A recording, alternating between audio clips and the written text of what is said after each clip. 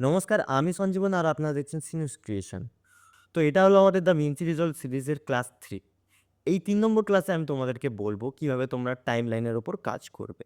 কিভাবে টাইমলাইন বানাবে, কিভাবে টাইমলাইনে ফটো এবং ভিডিও ইম্পোর্ট করবে এবং সেখান থেকে তোমরা কিভাবে এডিট করবে। তো এই টাইমলাইনের পুরো কাজটা আজ আমি তোমাদেরকে এই ক্লাস 3 তে শেখাবো। তো তোমরা যদি ১ম এবং ২য় ক্লাস না দেখে থাকো, আমি রিকোয়েস্ট করব তোমাদেরকে যে ১ম এবং ২য় ভিডিওটা দেখে নাও। না হলে তোমরা এই ৩ নম্বর ক্লাসে কিচ্ছু বুঝতে পারবে না। তো রিকোয়েস্ট রইল সবাইকে যে তোমরা যাও আই বাটন অথবা ডেসক্রিপশনে লিঙ্ক রয়েছে, ওখান থেকে গিয়ে ভিডিও দুটো দেখে নাও, তারপর গিয়ে ৩ নম্বর ক্লাসটা কর। তো চলো আমরা চলে যাই ডিরেক্ট কম্পিউটারে, গিয়ে আমি বলে দিই তোমাদেরকে টাইমলাইনের বৃত্তান্ত কীভাবে কী কাজ করবে। তো চলো যাওয়া যাক কম্পিউটার স্ক্রিনে। আগের দুটো ক্লাসে আমি বলেছিলাম যে তোমরা কিভাবে দ্য ভিঞ্চি রিজলভ ইনস্টল করবে এবং কিভাবে ভিঞ্চি রিজলভ খুলবে। তারপর আগের ক্লাসে আমি বলেছিলাম যে তোমরা মিডিয়া পুলে কিভাবে কাজ করবে এবং ফুটেজ ইম্পোর্ট করবে। তো সেই মতোই এই ক্লাসেও তোমরা দেখতে পাচ্ছ যে আমার একটা প্রজেক্ট অলরেডি খোলা আছে এবং এখানে কিছু ফুটেজ অলরেডি আনা আছে। তো এই জিনিসগুলো আমি অলরেডি শিখিয়ে দিচ্ছি, তো এগুলো আর দুবারা দেখাচ্ছি না।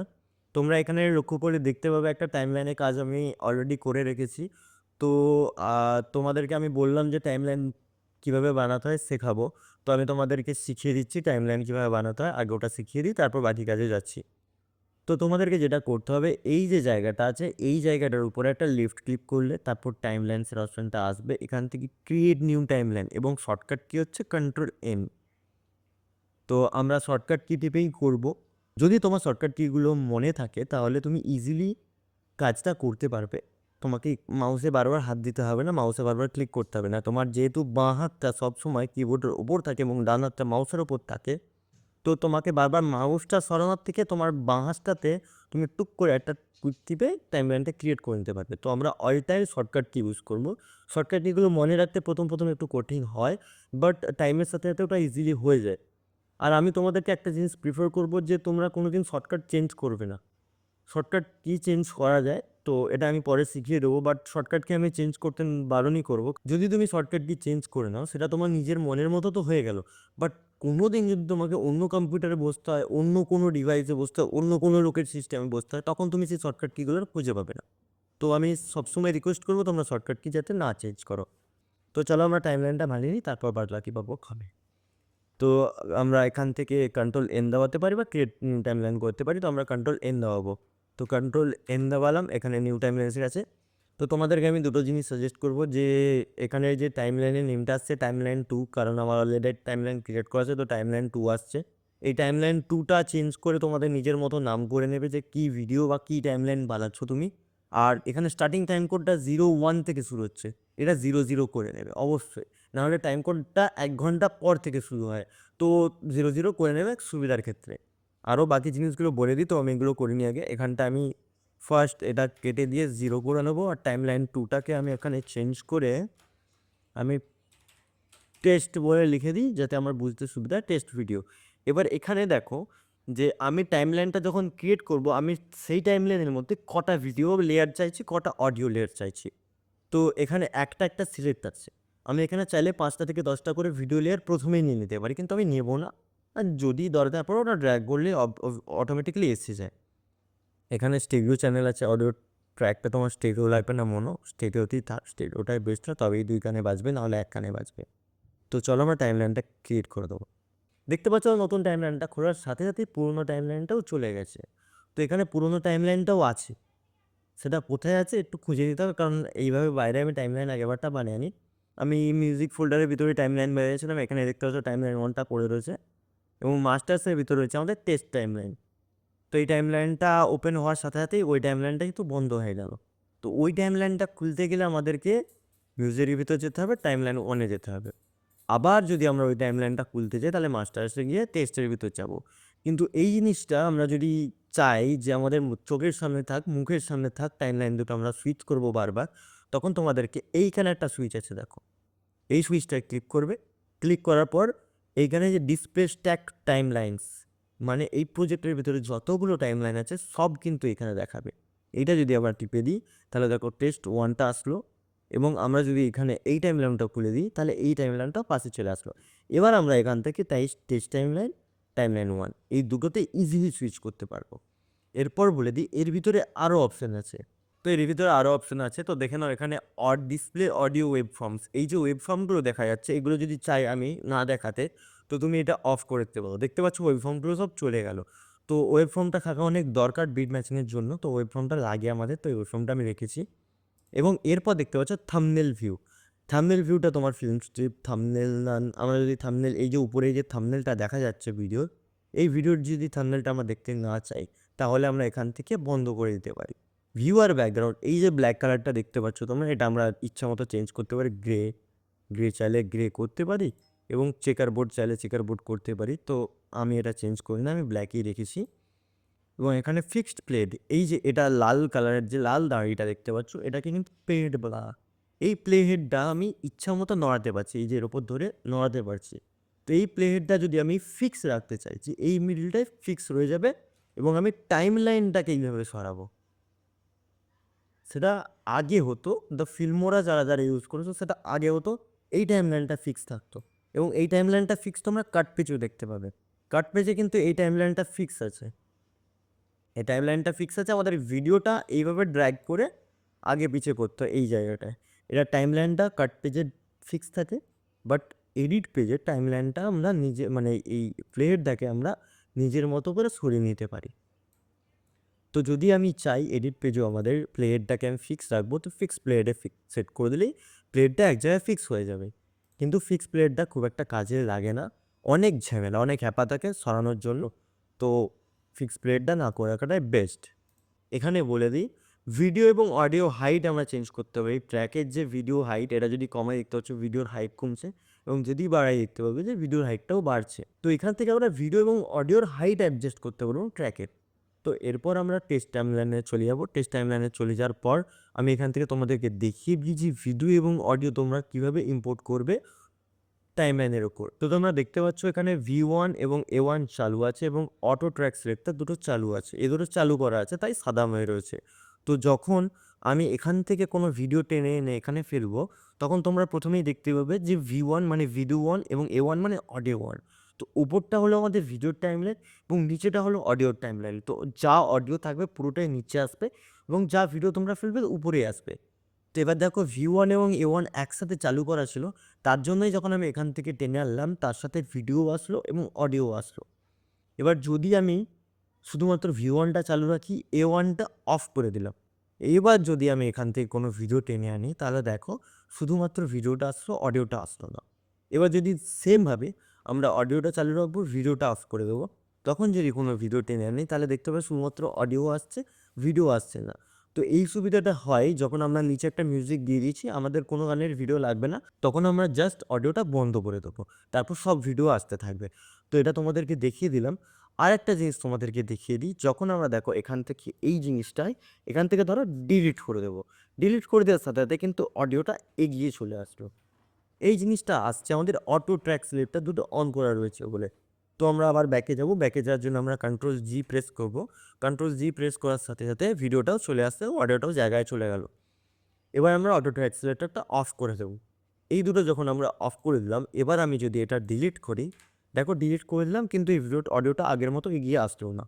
তো আমি তোমাদেরকে বলবো কাজের সুবিধার জন্য এই দুটোকেও তোমরা অফ করে দেবে, তাহলে জায়গার জিনিস জায়গায় রয়ে যাবে। আরেকটা জিনিস তোমাদেরকে বলে দিই, ধরো এবার আমি এই ভিডিও দুটোকে, মানে এখানে তো অনেকটা গ্যাপ রয়েছে, তো এই দুটোকে আমি এইখানে সরিয়ে আনবো, প্রথমে নিয়ে আসবো ভিডিও।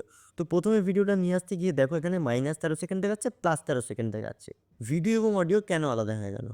ভিডিও এবং অডিওটা তো একসাথেই ছিল, এবার দুটো আসলেও একসাথে, তো আলাদা কেন হয়ে গেল? এই দুটো আলাদা হয়ে গেল এই যে এখানে লিঙ্ক টুলটা অ্যাক্টিভেট করা নেই, এর কারণে।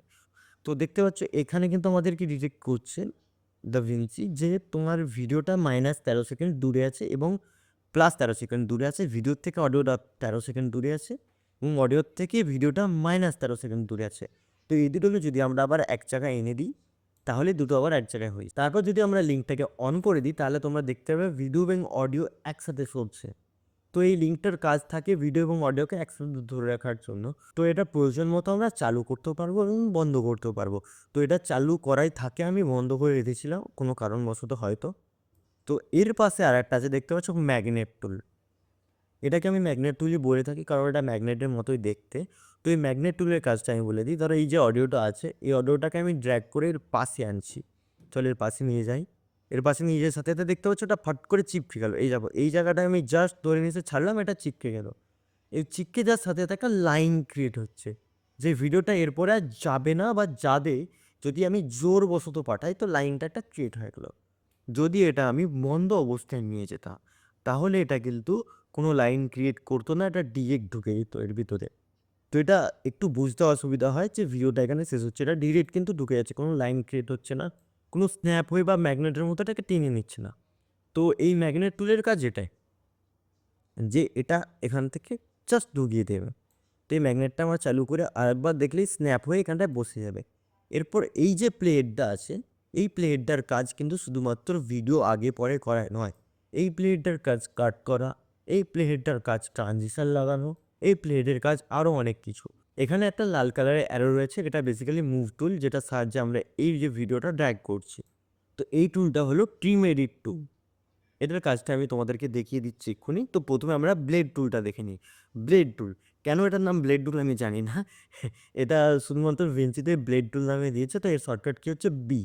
বি যদি তোমরা প্রেস করো দেখবে একটা ব্লেডের মতো অপশান এসে গেছে এবং একটা লাল কালারের দাগ আসছে। তো আমরা যদি যেখানে কাট করতে চাবো, ধরো ভিডিওটার এই জায়গাটায় আমি চাইছি না আর ভিডিওটা থাক, তো এই জায়গাটায় আমি একটা প্রেস করলে কাট হয়ে যাবে। তো এই কাটটা আমরা ব্লেড টু বারবার অটো টুল, ব্লেড টুল, আবার এই টুলে মুভ করব, আবার ব্লেড টুলে গিয়ে কাটাকাটি করবো। এই জিনিসটা যদি না চাই, ব্লেড টুলের একটা শর্টকাটকে আমি তোমাদের বলে রাখি। যেই জায়গায় তোমরা কাট করবে সেই জায়গায় গিয়ে প্লেটটা ছেড়ে দেবে, এ টিপলে মুভ টুলটা চলে আসবে। মুভ টুলটা চলে আসার পর তোমরা জাস্ট ভিডিওটা ক্লিক করবে, তারপর দাবাবে কন্ট্রোল বি। কন্ট্রোল বি দেওয়ালে দেখবে ভিডিওটা কাটা হয়ে গেছে। এরপর আসবো আমরা ট্রিম এডিট টুল। এটার শর্টকাট কী হলো টি। তো এবার টি টিপার পর আমরা যদি এই যে দেখতে পাচ্ছ মাঝে একটা চেঞ্জ হয়ে গেছে, এই যদি চেঞ্জটা করতে চাই তাহলে দেখো তোমরা এইখানে যে ব্যাপারটা দেখতে পাচ্ছ যে একটা ভিডিও ছোটো হচ্ছে, একটা ভিডিও বড় হয়ে যাচ্ছে।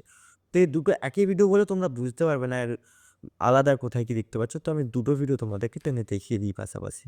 তো ভিডিও লেয়ারটা প্রথমে চালু করে নেবো, চালু করে নিয়ে আমি কয়েকটা ভিডিও পরপর টেনে নিচ্ছি। টেনে নিয়ে তোমাদেরকে দেখিয়ে দিই। আমি একটু এডিট করে নিই, এটা হালকা করে কিছু চেঞ্জেস করে নিই। এবার দেখো মুভ টুলে আমাদের অপশানটা রয়েছে, আমরা যেই টি টিপবো সাথে সাথে টিম এডিট টুলে চলে আসবে। এরপর আমরা এই মাঝখানটা ধরে যখন চেঞ্জ করবো তখন দেখবে যে এই যে সামনের ভিডিওটা রয়েছে যখন এই দিকে সরাবো, আমরা যখন এই দিকে সরাবো তখন এই দিকে এই ভিডিওটা হালকা করে বেড়ে ওই দিকে ঢুকে যাবে, আবার ওই দিক থেকে যখন টানবো এই দিকে ঢুকে যাবে। তো এটাই হলো টিম এডিট টুল। আর একটা কাজ আছে ট্রিম এডিট টুলের, যখন আমরা এই মাঝ বরাবর ড্র্যাগ করবো দেখো ভিডিওর মাঝখানে কিন্তু জায়গাটা একই নিচ্ছে, কিন্তু ভিডিওটা মাঝখান থেকে সরে যাচ্ছে। এই মাঝখান থেকে সরে যাওয়ার কাজটা ট্রিম এডিট টুল করে। তো ট্রিম এডিট টুলের পর আমি তোমাদেরকে বলে দিই, এখানে রয়েছে পজিশন লক। এই পজিশন লকটা যদি আমরা টিপে দিই তাহলে কোনো ফুটেজই কোথাও সরবে না। তোমরা যা খুশি করে নাও সব দেখতে পাচ্ছ লক হয়ে গেছে। তো ধরো তুমি কোনো ফুটেজের ওপর অনেকক্ষণ ধরে কাজ করলে, কোনো একটা প্রজেক্টের উপর অনেকক্ষণ ধরে কাজ করলে এবং তোমাকে হঠাৎ করে তোমার কম্পিউটার ছেড়ে উঠে যেতে হলো কোনো কারণবশত, সেটা তোমার খাবারের কাজ থাকতে পারে, বাথরুমের কাজ থাকতে পারে, বা কোন ফোন করার জন্য তুমি উঠে গেই, সেই সময় তোমার কম্পিউটার এসে কেউ তোমার মাউস নিয়ে একটু এদিক ওদিক করলে পুরো এডিটার 12টায় বেজে যাবে। তো তুমি এই পজিশন লক করে দিয়ে তুমি উঠে যেতে পারবে, সব কিছু করতে পারবে। তো এই পজিশন লক টুলটাও কিছু কিছু ক্ষেত্রে কাজে দেয়। এরপর আছে এখানে জুমের কিছু অপশান, টাইমলাইনটা জুম করা, আমি তোমাদেরকে শর্টকাটে দেখিয়ে দিই। জাস্ট এই যে জায়গাটা দেখতে পাচ্ছ এটা তোমরা একটু ড্র্যাগ করলে এখানে তোমরা জুম ইন জুম আউট করতে পারবে পজিশানটা। এবার এই সেম জিনিসটা তোমরা করতে পারবে অল টিপে। যদি তোমরা এখানে যে চাকাটা আছে এই চাকাটা যদি তোমরা এইভাবে ঘোরাও এটা বড় হবে এবং ছোট হবে। সাথে সাথে কন্ট্রোল প্লাস এবং কন্ট্রোল মাইনাস দেওয়ালেও এটা হয়। তো এই কিছু অপশান ছিল এখানে যেটা টাইমলাইনের ওপর হয়, আমি তোমাদেরকে দেখিয়ে দিলাম। এরপরের দিন আমি তোমাদেরকে এখান থেকে এফেক্টস এবং এখান থেকে ইন্সপেক্টর ট্যাবটা বোঝাবো। তো আজকের ক্লাসটা টাইমলাইনের ওপর ছিল। তো টাইমলাইনে কাজ করার জন্য যে যে সমস্ত জিনিসপত্রগুলো জরুরি আমি সেগুলো তোমাদেরকে সবটাই বলার চেষ্টা করলাম। এরপরের ক্লাসে আমি তোমাদেরকে বলবো ইন্সপেক্টর ট্যাব নিয়ে। এই যে ট্যাবটা আছে ইন্সপেক্টর ট্যাব, এখানে আমরা যে ভিডিওগুলো এনেছি এই ভিডিওর উপর আমরা নানান ধরনের কাজ করব। তো সেই ইন্সপেক্টর ট্যাব এবং এফেক্টস প্যানেল নিয়ে আমি কিছু তোমাদেরকে বলব যে তোমরা ভিডিও ট্রানজিশন কীভাবে লাগাবে, অডিও ট্রানজিশন কীভাবে লাগাবে, এটা আমরা নেক্সট ক্লাসে দেখব। তো এই ক্লাসটা ছিল এই পর্যন্তই। যদি তোমাদের ভিডিওটা ভালো লেগে থাকে তাহলে তোমরা লাইক, শেয়ার, কমেন্ট এবং সাবস্ক্রাইব করে দিও। এবং আগের দুটো ক্লাস যদি তুমি না দেখে থাকো, যদি তুমি শুধুমাত্র এই ক্লাসটাই দেখতে থাকো, তো ডেসক্রিপশন এবং আই বাটনে আমি আদৌ লিঙ্ক দিয়েছি এবং আমি আরও একবার দিয়ে দিচ্ছি, তোমরা গিয়ে আগের ক্লাস দুটো দেখে নাও। এবং পরের ক্লাসটা এই চ্যানেলে আসবে, তো তোমরা সাবস্ক্রাইব করে রেখো যাতে পরের ক্লাসটা তোমরা খুব তাড়াতাড়ি দেখতে পাও। তো আজকের মতো বাই, দেখা হচ্ছে নেক্সট ক্লাসে।